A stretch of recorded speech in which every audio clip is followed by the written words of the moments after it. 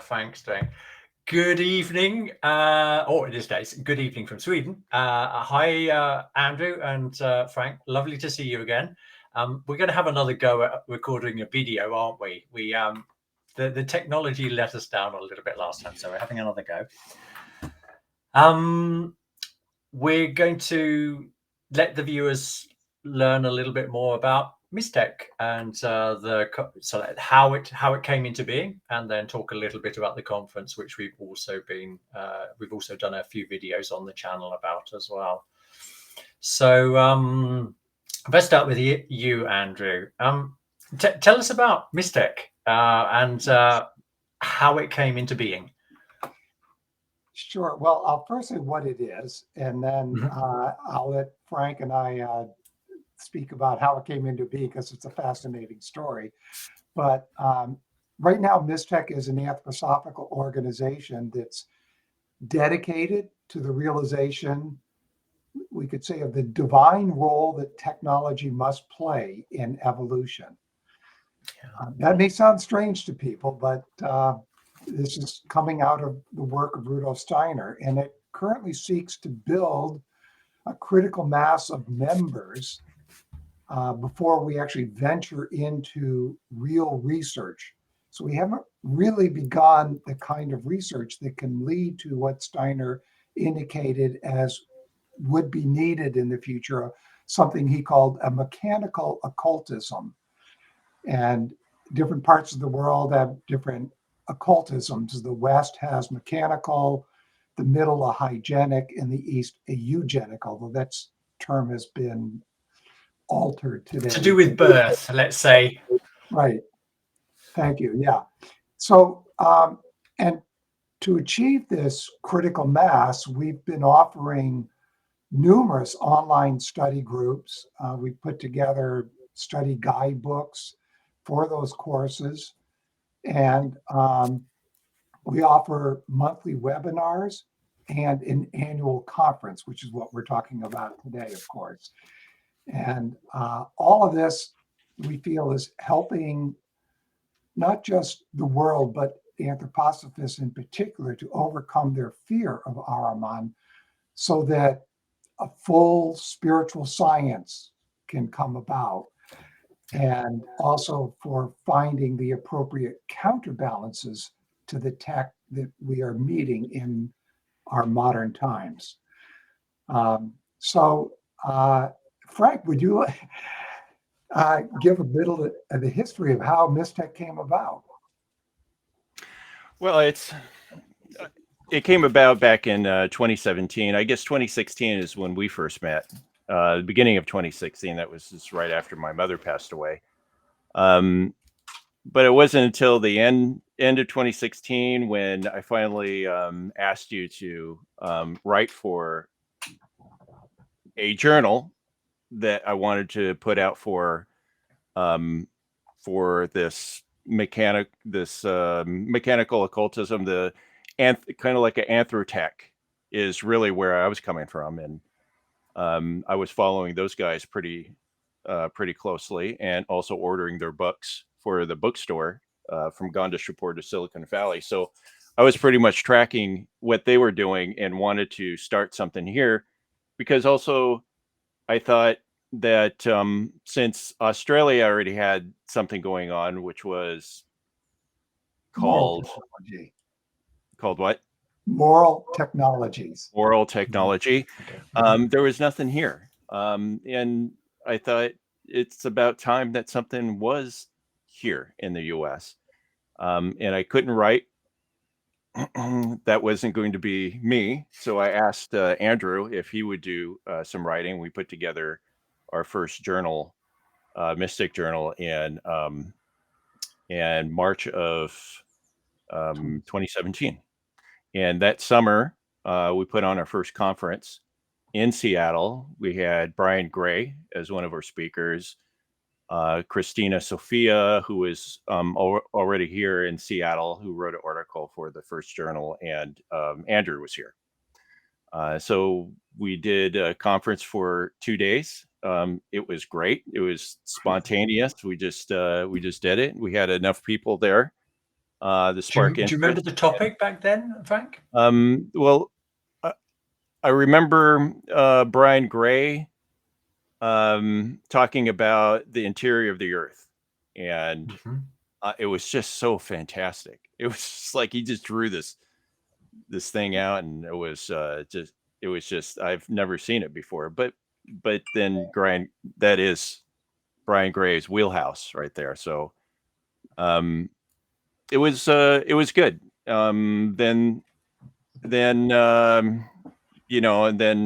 and then Andrew started the online courses a month before, which I joined, and a bunch of us, and we kind of stuck together through conferences. So the next year we had a conference in Ann Arbor, which ended up being 12 people total. The following year we had about 22 people, and then COVID hit, and then we were online for 2020, just expanded the base. And wonderful. Then 21, it was entirely online again. 22, which was last year, which we had, I just felt we needed to come together. And we did in Seattle. There is a school here, a Waldorf school, that wanted to partner with us. Great people there. And everybody that came told me, gosh, we were just so thirsty to come together and meet each other and just share their experiences and talk about these important issues in technology that's coming. And now today we even have more of that coming towards. I mean, it's even more hair raising and kind of frightening what's been leashed upon humanity, and most of humanity is not even ready for it. I would say most all of humanity is not ready for it. What's that? It's this year. So the conference this year is going to be at Pine Hill, on the campus of Pine Hill, High Mowing's campus at Pine Hill. That's how they want us to explain it. And this year we have a lineup of people that I think is really extraordinary. I am just really excited about the people we have. They're not necessarily all known, but they are people that have really delved deep into their topic, and don't necessarily have the following that a lot of some of the people have, but still they're bringing something that's super important to learn for today, especially in our topic of resonance and spirituality and spiritual science and bringing it down to the physical. And some of them, like Ralph Tita, who you've already interviewed, their group has developed a way to marry the higher ethers to a lower ether and bring about a transformation of sound coming out of speakers. And they're not alone. I mean, there's others that can do something similar. Just that their group, Loud Singer, is the one that's really brought it to market so far. So this is the other spectrum of Mystech, wanting to find people who are, doing these things that that these people in Germany are doing, and bring about something that transforms something that we use all the time, from a spiritual science perspective, and bring it to just normal people, regular people. that's the other side of Mystech. And Frank, if you don't mind, I'm going to mention just one thing, which was fun for people, is that I started one of the first computer science course at a Waldorf high school, supposedly anywhere in the world, with some help from Joseph Weizenbaum, professor at MIT.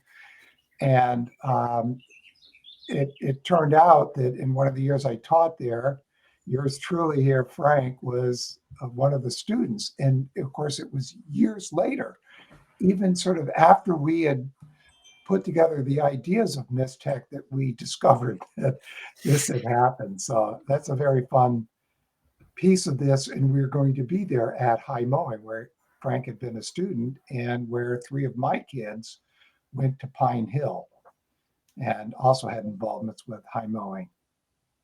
Yeah, so we're bringing it back around. I think this year is going to be my 39th year since graduation. So it's almost 40 years since you first gave that. Well, it's been 40 years since you gave the first course in computer science there. So we're bringing it back around. Sorry, both of you have a background in tech, don't you? Do you want to tell us a little bit about that? Well, I know Andrew does. I don't remember your background, Frank, but perhaps you'd like to tell the audience. Well, I've had about 5 or 6 years in digital forensics and computer security, and I've worked for a startup that was building their own security device for cities, and we've installed many of them in many of the cities around Seattle.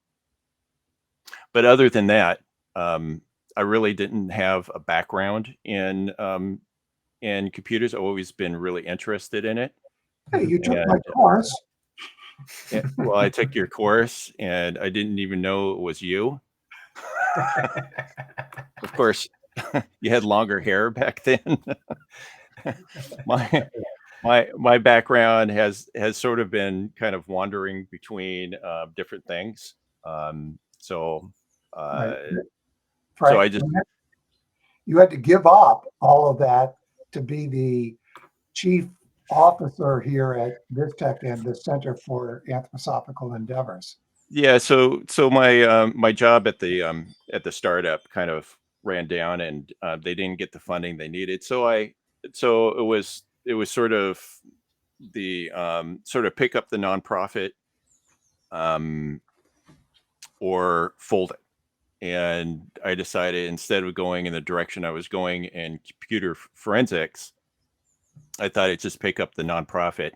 And these are just, Mystech was just one of the things that I needed to get started while I picked up the nonprofit. And the nonprofit had the Rudolf Steiner bookstore under its umbrella, and now we've placed Mystech under the umbrella, and now we've also added Tonalita just recently for to be underneath the nonprofit, which is the North American distributor for Loudsinger, which we just started last week. Wow. Cool. Yeah. And Andrew, your background? Yeah, I was 42 years in. I retired back in 2013. They, as a sort of high flying, also very expensive person, they gave me a nice package to, stop working, and I accepted that, and that allowed me to get Mystech. My energy's going on Mystech. But before retirement, I had positions such as the chief technology officer of one company, and at another, I was the lead solutions architect. So I was often sent for some of the most challenging customers and what they wanted to be done. And a lot of these were on the forefront of the human genome work, Craig Venter. Probably shouldn't mention names, but a lot of spy agencies and that kind of stuff too, with lots of satellite work and surveillance, and nanotechnology was another one that so surprised me with what was being done without a look at the environmental impact, that I started doing lectures as best as I could without revealing things and customers. And this helped lead to Mystech in a strange way, but I knew many of the things that are being realized today back then. You could see where artificial intelligence and robotics and so on were headed. Mm-hmm. And so was working to try to, in a sense, prevent these things until, as I was asking this question over and over again, and going to sleep at night, one morning I woke up with this answer. And the answer was, fear feeds Ahriman. Mm-hmm. And after that, everything I was opening, there it was, some expression of fear feeds Ahriman. And then right after that, if it was Rudolf Steiner, it was, and here we need to take up counterbalances for that. And eventually it dawned on me what Steiner was actually trying to say, which is, we can't fear this future. We've got to face it as human beings who are being challenged for our own spiritual growth, for our future evolution. And so that's a lot to the background, and we've had some amazing speakers in the past conferences, and they're all online on our website that people can view, that help flesh out a lot of this.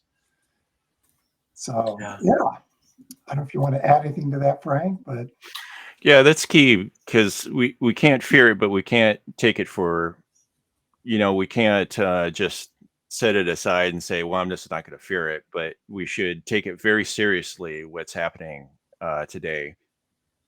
But then we should also understand what is lying behind it. What really is pushing this forward?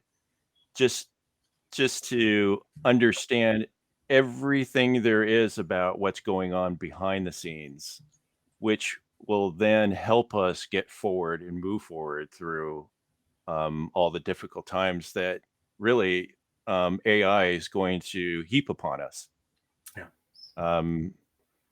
And I mean, I can go on, but I'm just going to leave it there. It's just that Mystech is here to help with those things. And it's just, and again, you have Andrew and I on as the figureheads of Mystech, but really all of our audience, all the people that have been involved with Mystech over the years, these are the people that really make up Mystech.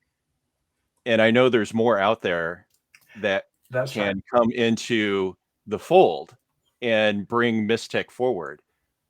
For Andrew and I, we've got a lot on our plates, and it's not just Mystech. But it has to do with Mystech. But we just need to, and that's why we have the conferences every year, is just so we can bring more and more people into the realm of understanding just where AI is and what can be in place of AI.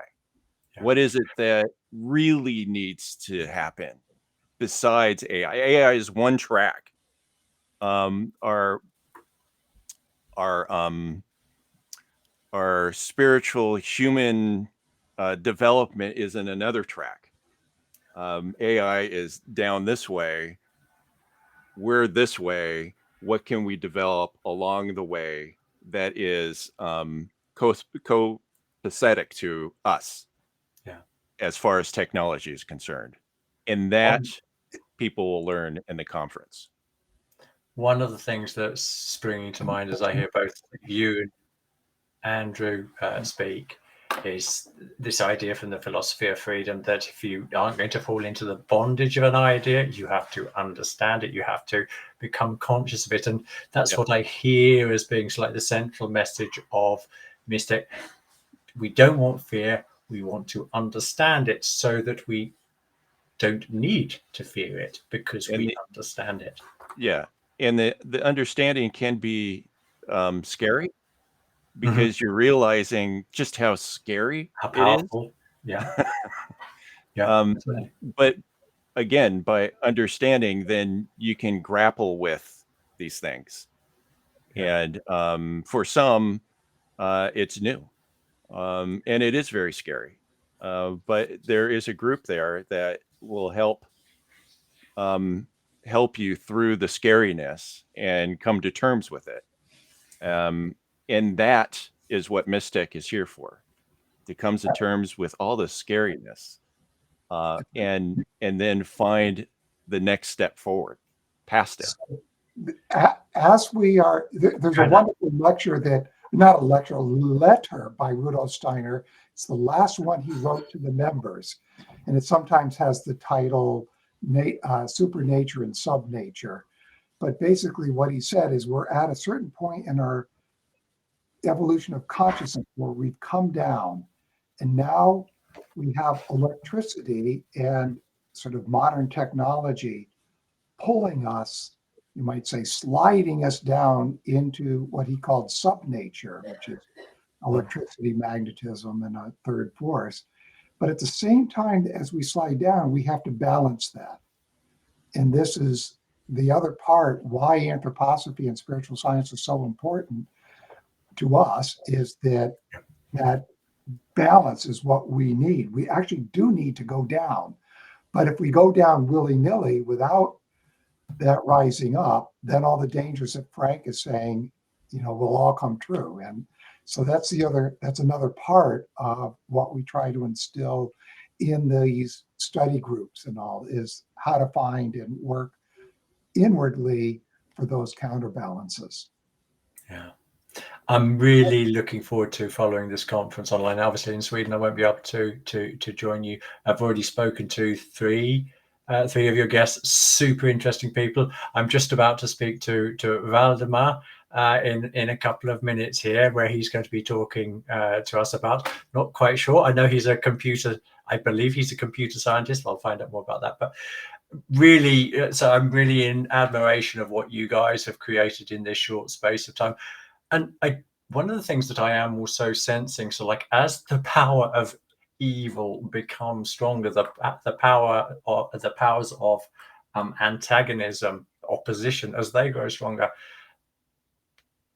the forces to confront those strengthened powers of evil are also strengthening. And I think that's what we're also beginning to witness. It's like in these, there's lots of these communities forming. This feels like it's more urgent to do something because of what we've witnessed in the last couple of years.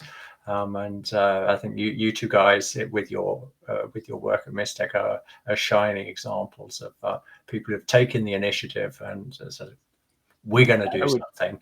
Yeah, and I would just switch that, where I would say the forces of good is strengthening, therefore the forces of evil are getting stronger. Yeah. To battle that. So right.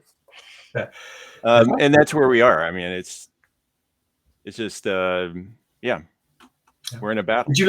Would you like to say a final word, Andrew, before we end this recording?